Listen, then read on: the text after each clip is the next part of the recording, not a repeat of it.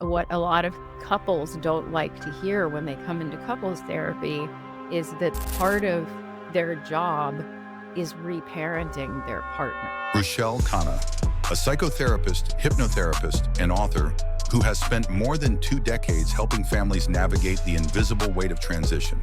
She is the founder of Lifestyle for Legacy and the author of Inherited Trauma and Family Wealth, guiding leaders to heal patterns that echo across generations.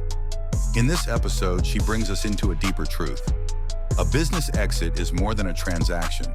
It's a turning point. Identities shift, families feel the ripple, and the way we choose to let go determines the legacy we leave behind. This is not just about selling a company. It's about protecting the relationships that give our wealth meaning and ensuring your exit becomes your greatest legacy. The definition of a healthy mind is to be able to hold on to two ideas at the same time. That's the limbic and the prefrontal working together. So all this mirroring of like holding on and letting go. Am I emotional? Am I logical? I can be both at the same time.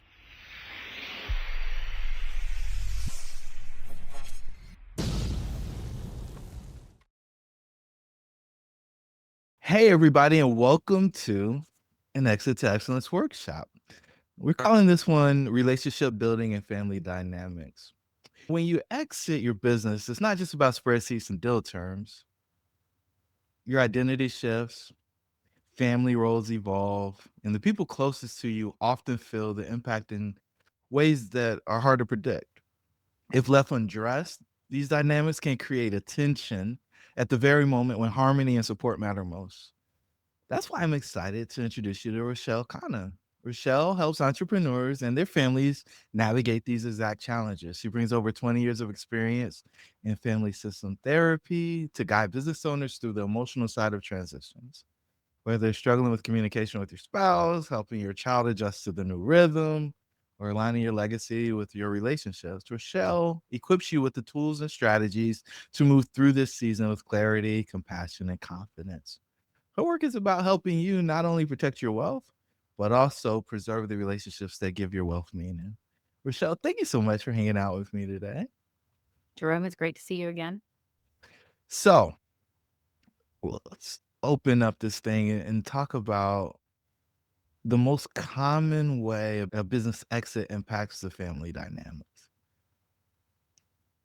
Okay, so I'm going to go big, Jerome. We're just going to start off with something big here. A business exit is a tiny death. It's also a time for rebirth, but it's a tiny death. And when you put it in that context, if we think about it in terms of what needs to happen to have a good death, have an honorable death, have the death that we would all want to have, right? We want our family around us. Some people, like if we think about all of us have our own idea of a good death, maybe, or maybe some of you have not thought of that before. And that's one of the reasons why I bring it up, because like death is that like the big exit, right? So if we can think about it in terms of the big exit, and have I planned for that? Have I done that well?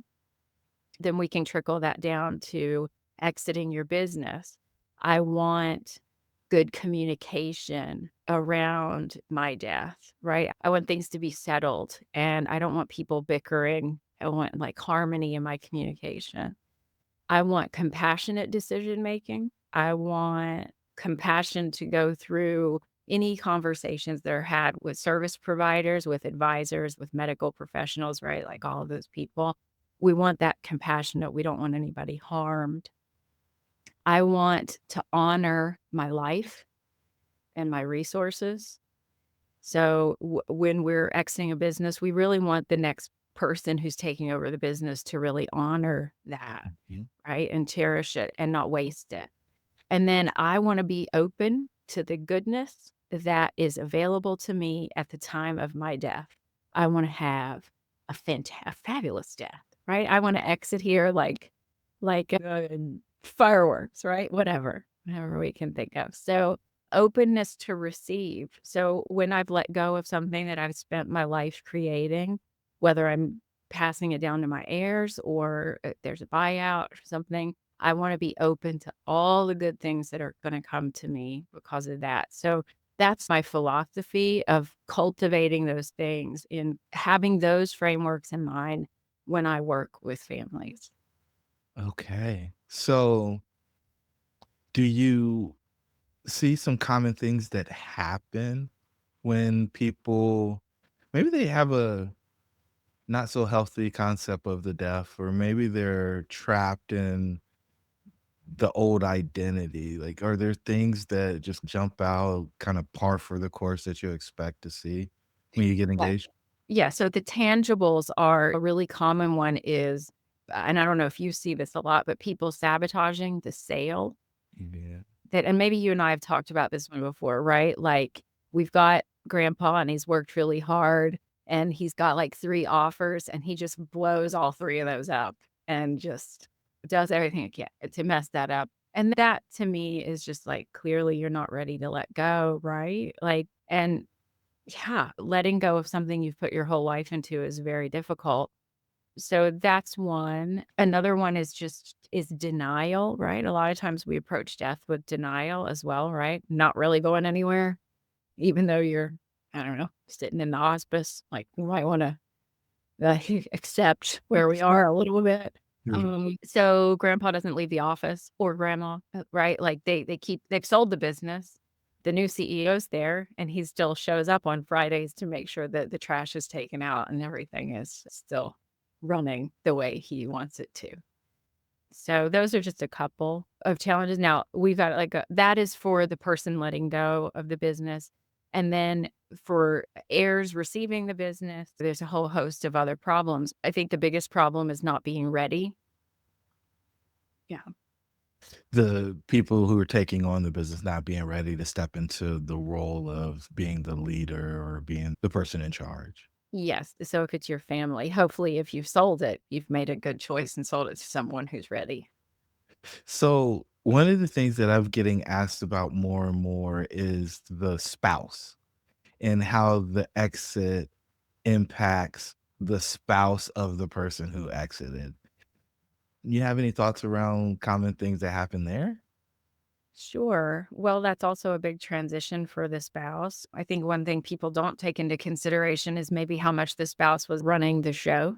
Maybe we find out that the spouse was doing a lot of the decision making. Maybe that person is feeling the responsibility of taking on even more.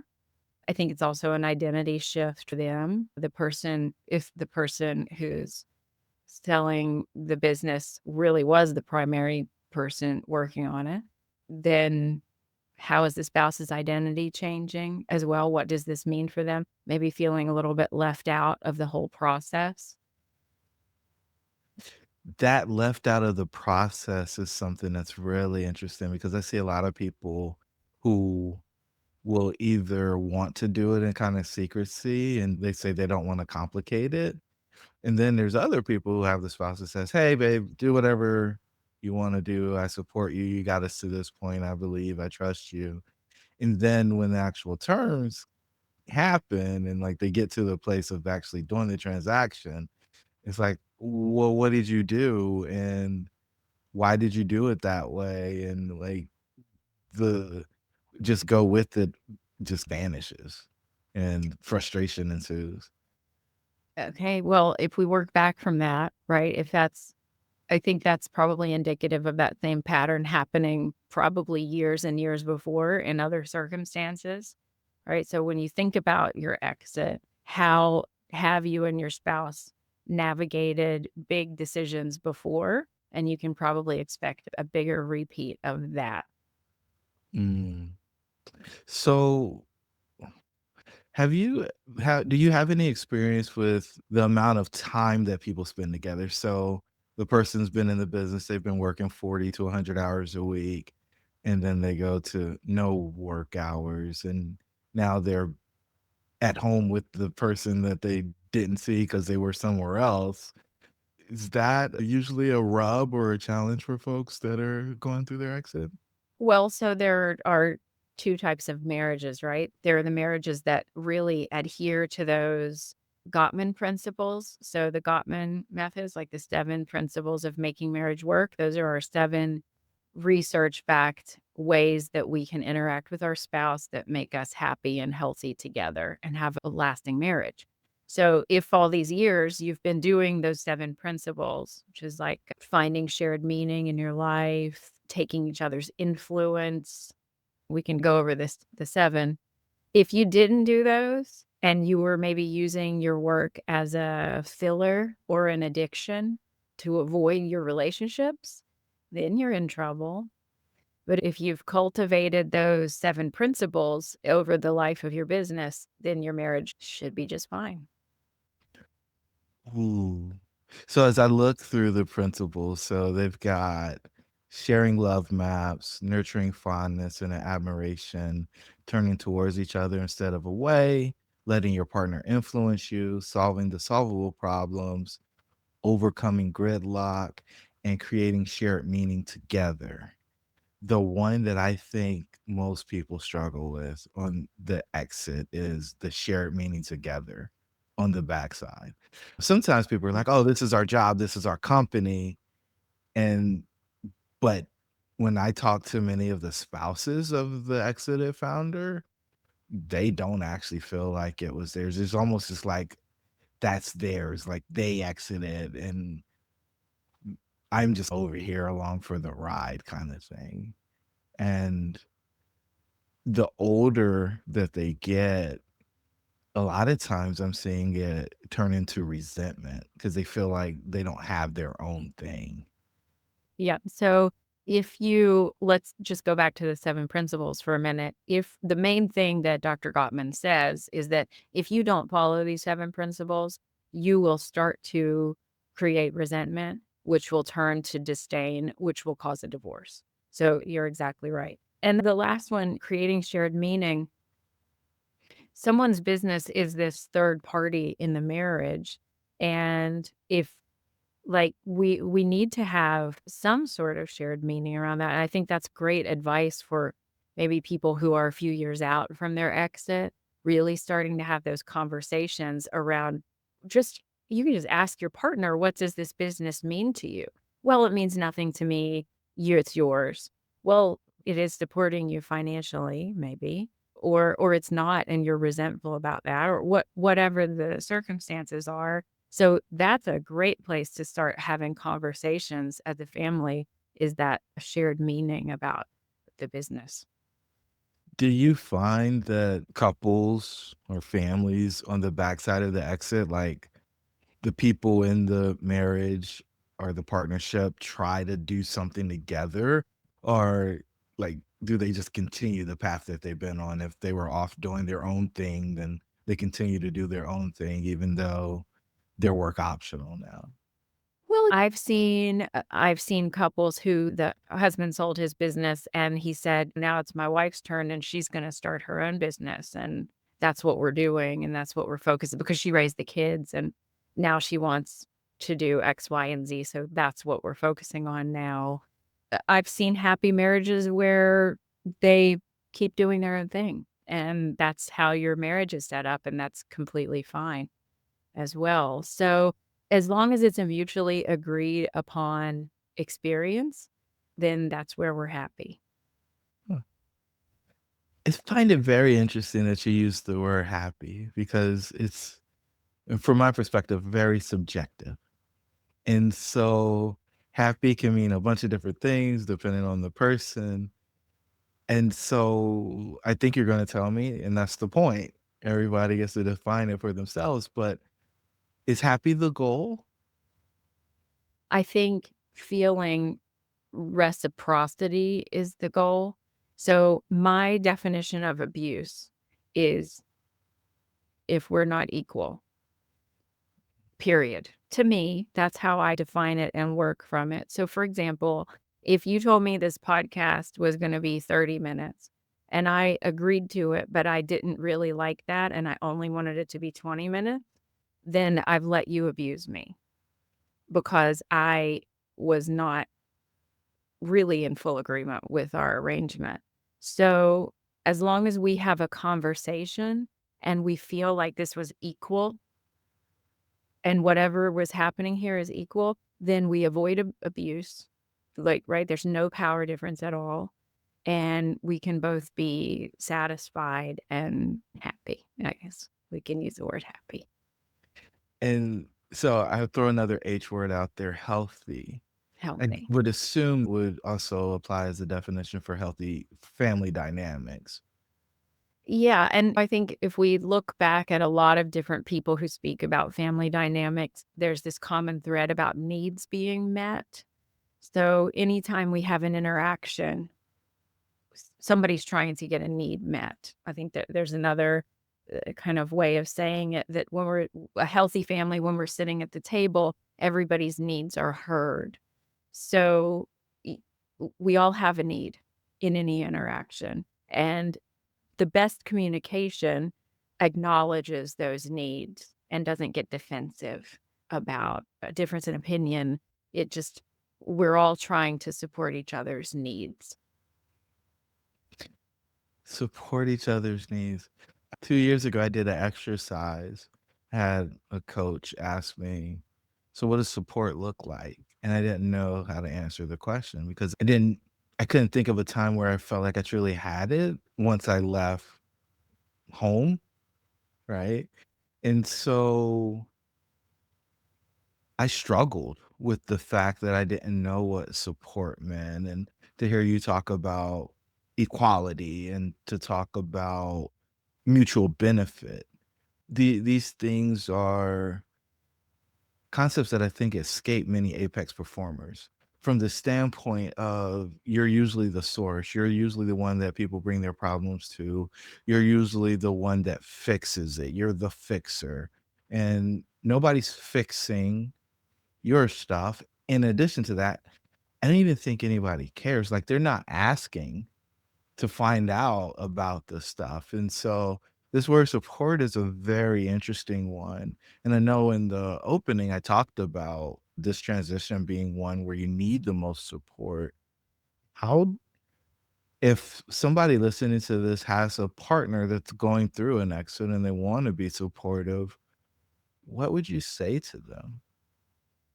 Well, I think there are generally some gender differences about this as well. I think a lot of times if we're in heterosexual relationships, men don't often know, especially very successful, high-powered men. They know how to drive things forward in terms of taking taking or, like, making things happen, but in terms of what support they need, I think the first line of supporting a partner like that is helping them uncover what it is that they might need. So, let's just slow down a little bit, and so, "Hey, hon, what do you need?" "Well, I don't know. I don't." You just gave me more work to do.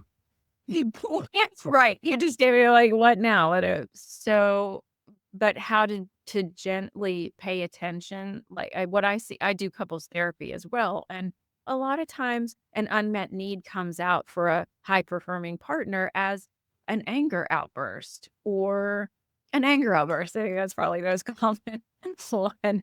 So, and maybe directing some of that anger toward your partner, maybe even blaming your partner for things that seem irrational. And what I say to the spouses to that is, rather than taking that personally, how about we just start educating your partner that he's like having a hard time, and maybe let's find some ways to de-stress and take care of yourself. So very, very important. A lot of those female spouses will come and say, he's being mean to me. He's being mean to me. Well, Mm. okay. So first of all, say that you're not going to put up with somebody being mean to you. And then second, say, I'm not taking the responsibility for what's happening to you right now. I think you probably need to go lay down. Or do you need for me to cook you a meal? Or what sort of thing do you need as comfort? And I can give you what AA uses as an acronym for these things, which is HALT. So you can ask your spouse, are you hungry? Are you angry? Are you lonely? Are you tired? And I know that sounds really simplistic, But after they've come home and they're like running the world and they're still running the world because it's on their phone, they're not remembering to eat. And I work with, when I do executive coaching and therapy for executives, I'm not usually talking through complex matters. I'm usually saying, did you eat 3 meals today? Did you go take a walk? Did you even stand up today? Oh, Yeah. this is funny because like if somebody said that to me, I was like, I'm not a toddler. And then it's like, Okay. yes, you are. Yes. Well, okay, Jerome. So I held back from using the word tantrum. But in a session with couples, especially that have kids, where we all need comforted like kids. And because we all still have our kid brain, right? Our emotional brain, our limbic system, it doesn't grow up. It's still there. It's always still there. And it's suppressed all day while you're at work. Maybe, unless you're a tyrant and you get to just rage in your office and that's You're what right. you do. Yeah, you're right. But if you don't, you've bottled a lot of stuff in and you don't want to come home and listen to anything. And you've maybe forgotten how to take care of yourself. That's understandable. And that's what a good spouse is supposed to do. Our partners are supposed to help take care of us, right? That's what a good marriage is. And however that looks, right? That doesn't mean like cooking all your meals but it could mean checking in and saying, hey, are you feeling all right? Because you're not looking so great over there right now. Yeah.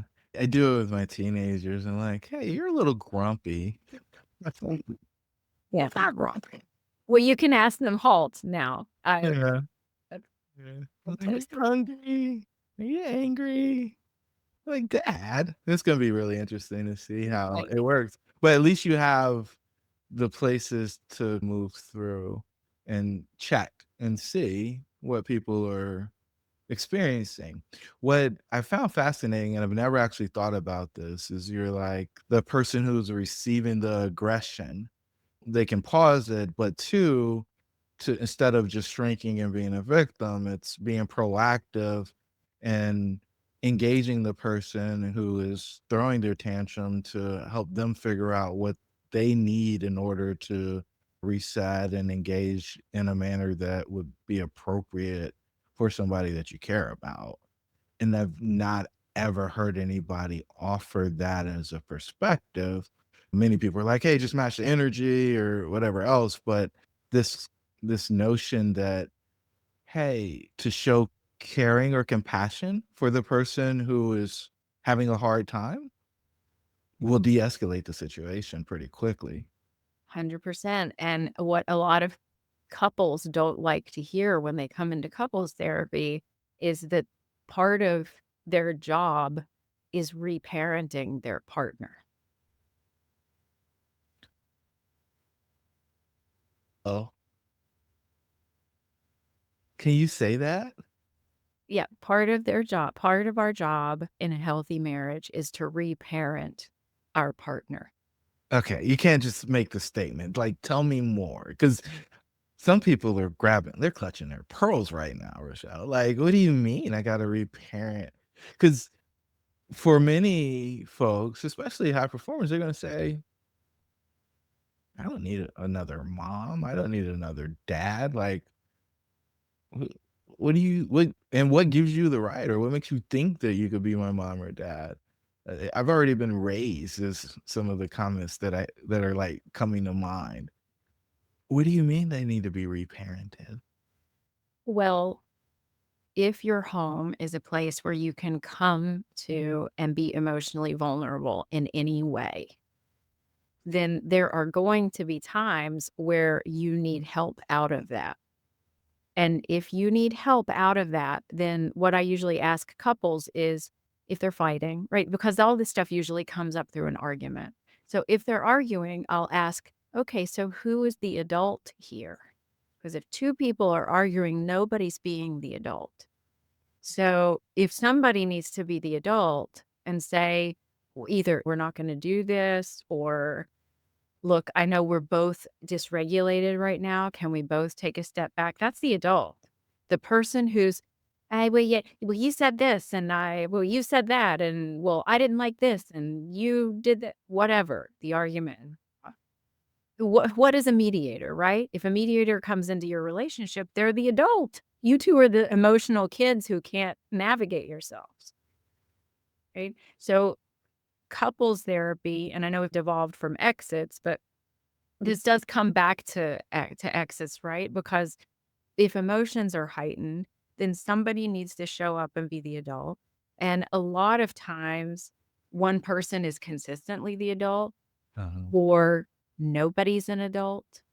Those are the ones where there's problems, right? So if we both learn to reparent, so if you are a parent, you know that if your toddler rages, you don't match your toddler's energy, However. right? You're the stable, compassionate observer of the toddler.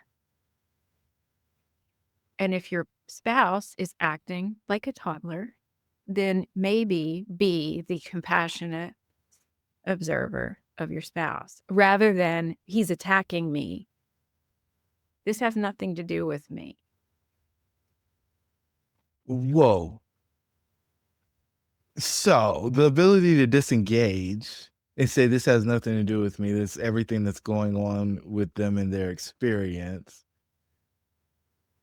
that takes a level of maturity that I don't think most people have.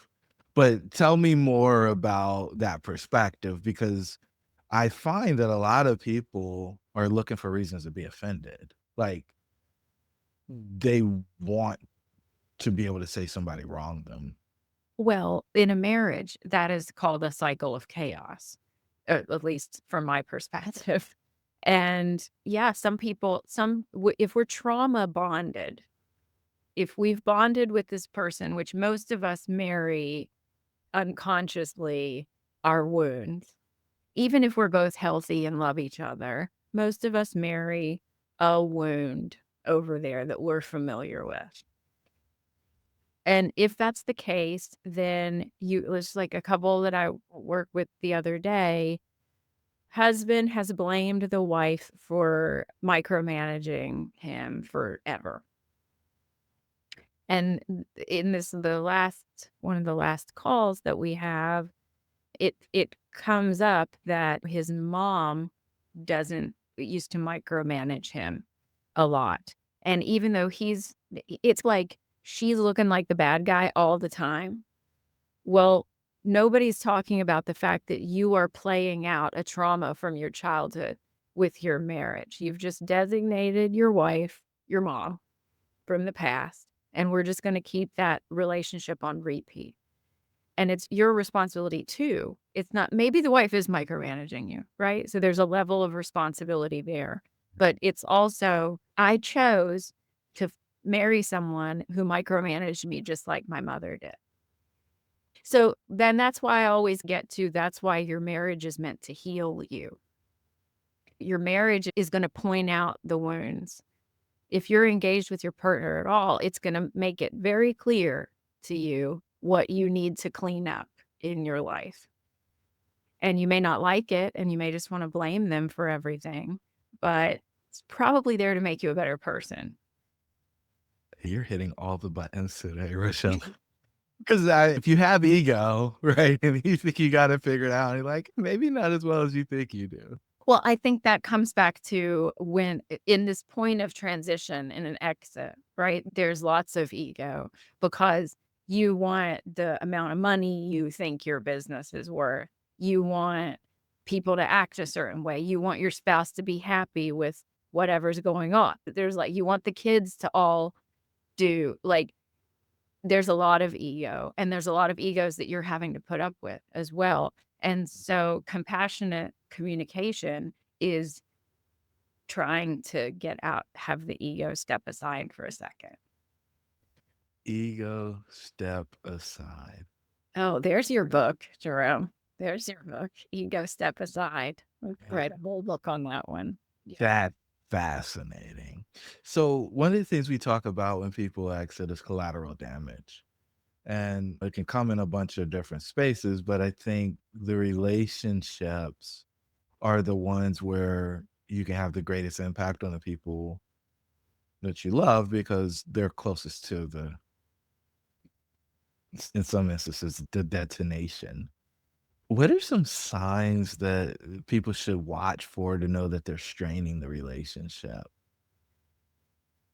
Well, I would say the biggest one is people aren't around as much anymore. I think people tend toward denial and avoidance more than they tend toward being direct, and I think it's very hard to express resentments or yeah, I'm thinking about kids, right? And what happens to kids when you sell adult children, primarily when you sell your business and what might come from whatever they get or what they don't get or who gets what. I have a family, 2 sons. One son runs the company, it's the CEO, and brother doesn't do much, Oh, and they get paid the same.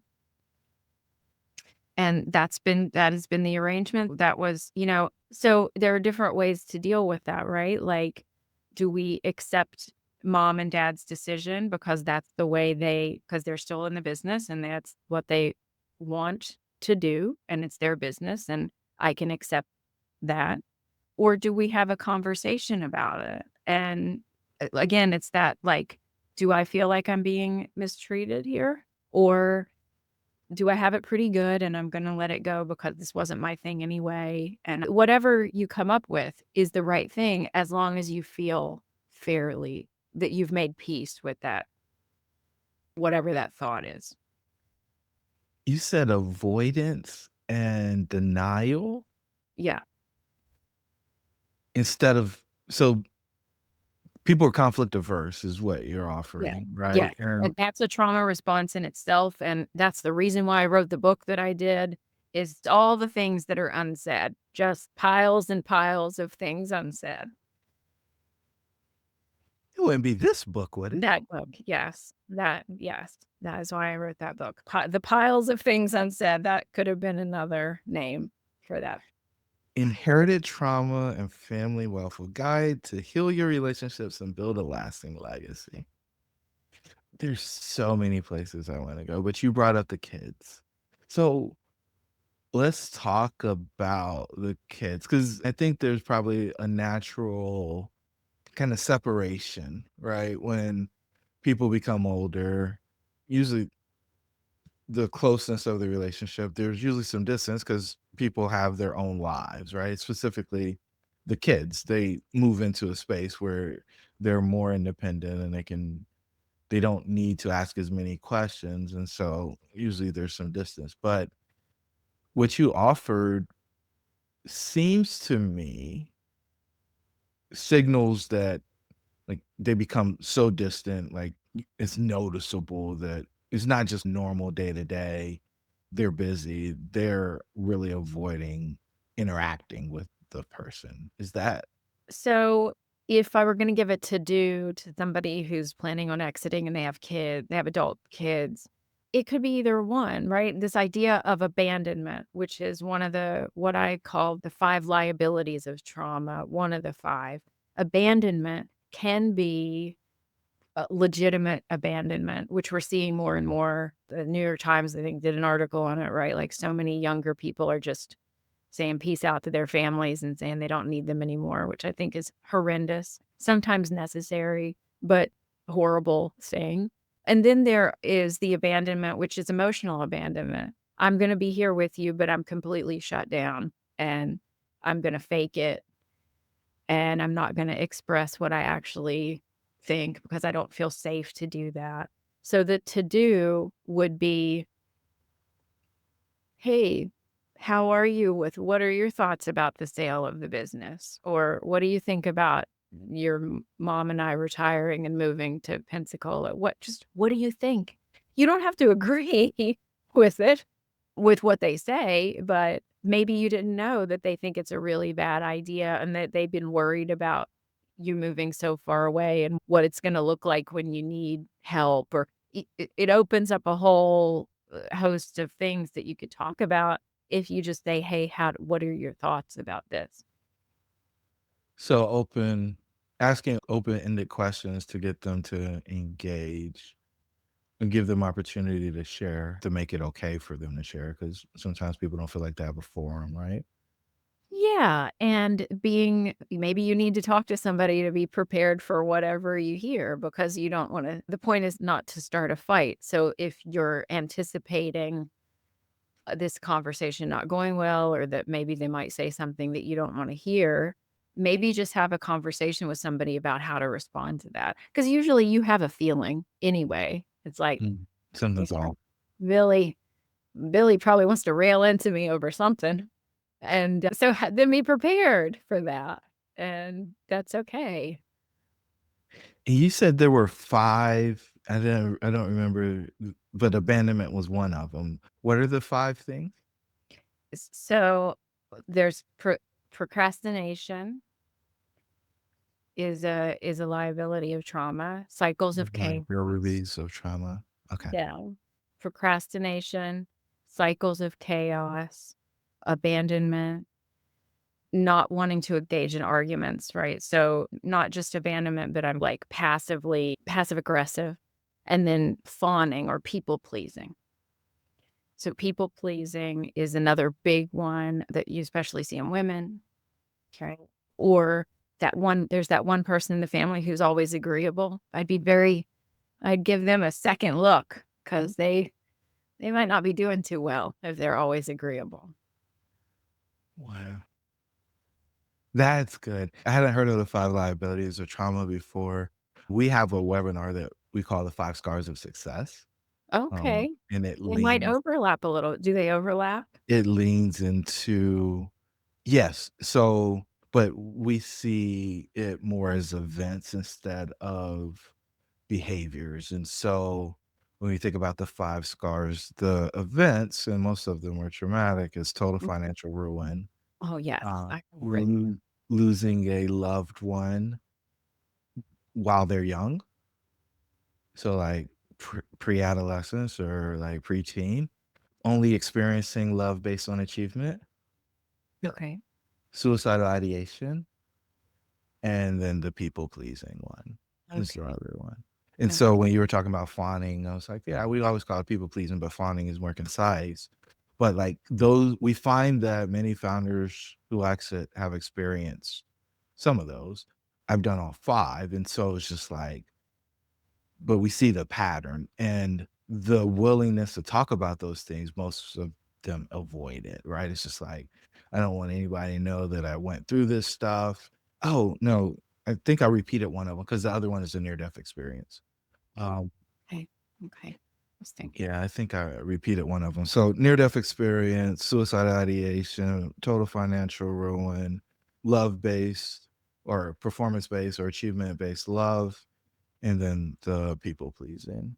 Okay. So this is fascinating that there are liabilities of trauma because I don't think really most people understand the wake, right? The wake of the trauma. It's just like, hey, it happened.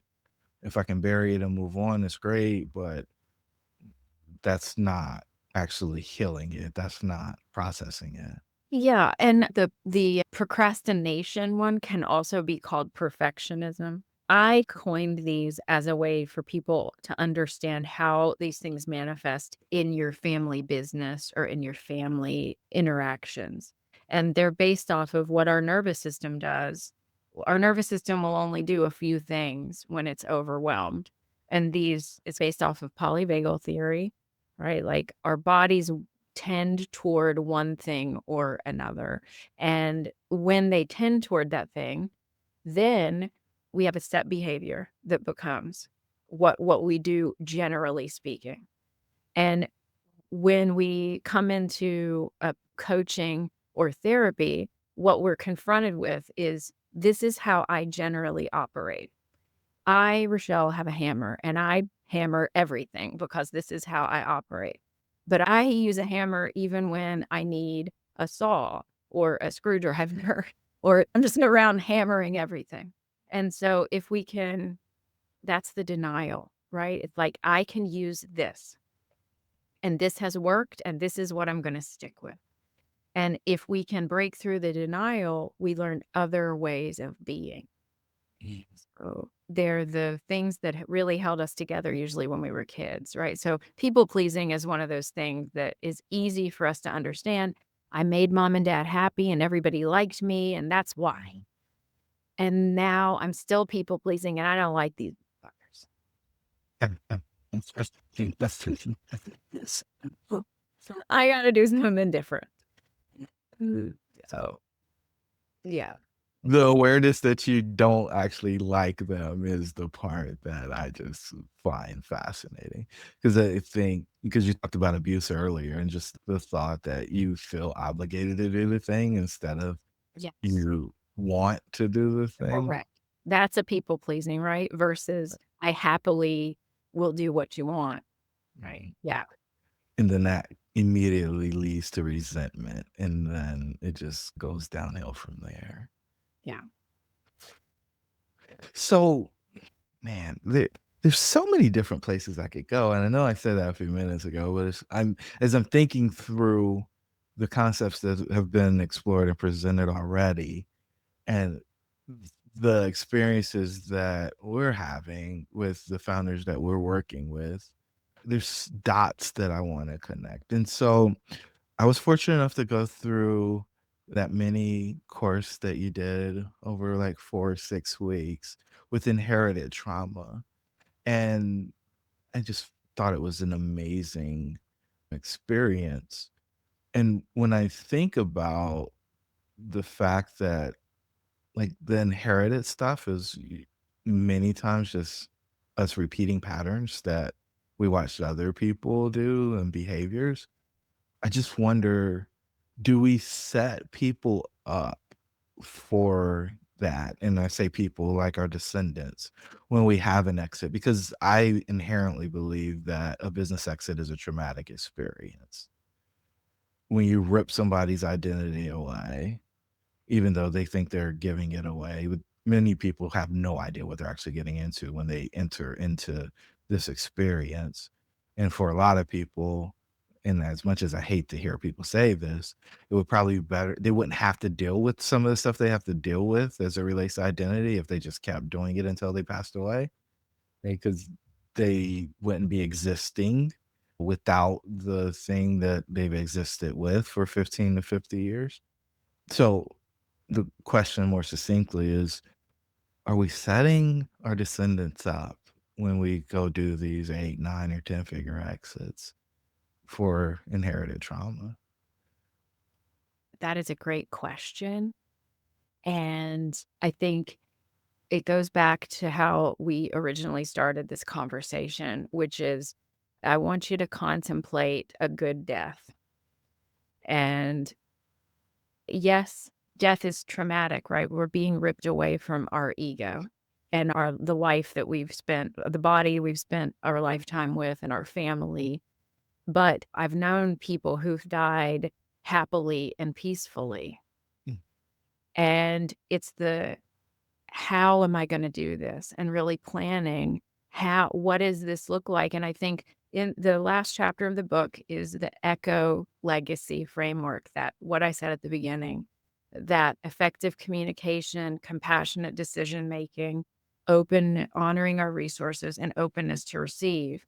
I think it doesn't have to be an inherited trauma. We also inherit our ancestors' joys and their likes and I think in that series that I taught, I did mention that there's research that we inherit full memories from our ancestors. I inherited a full memory, which I remember as a traumatic one.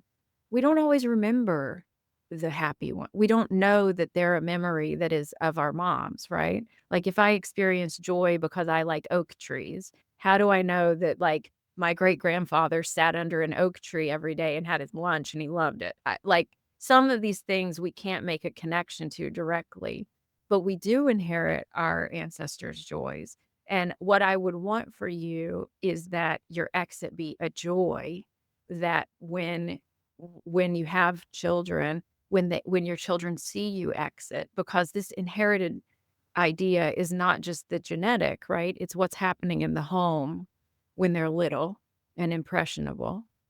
And that can, like, we are going to make this a joyful experience. I'm dying or I'm selling my business, right? And I vow to myself and my family to make this a joyful experience, and we're gonna have a lot of fun. When my dad died, my sister and it was Halloween. It was his favorite holiday. My dad loved Halloween more than anything. We stayed up all night eating corn dogs and listening to bluegrass music, and he went through the death process with us there, eating corn dogs and listening to bluegrass music and we laughed. We had a wonderful time at my father's death. My sister and I had a blast that night, and I think that's what dad wanted for us. He was funny, right? And telling you that story because that's the exit that I would want for you and your family, and it's possible. It is. And so one of the some of the stats we like to throw out is only 2 out of 10 businesses that get listed sell. Of the 2 that sell, 75% of them regret selling their business after a year being out. And so it we skipped over the fact that 1 in 10 businesses don't make it to 10 years, right? So, like, you're in such rare air to get to the place to exit, and the thought that so many people are dissatisfied with the exit is the reason why we do what we do, because fundamentally we believe that the main reason why people regret the exit is because they're exiting from instead of exiting to. And if you are moving through this process and moving into a new space, if you're transcending, and the comforting thing with death is, hey, they're in a better place, they're in heaven if that's what you believe. But the foundational comforting thesis is this person's in a better place than they were when they were here. But for some reason, we don't think about our exit as that.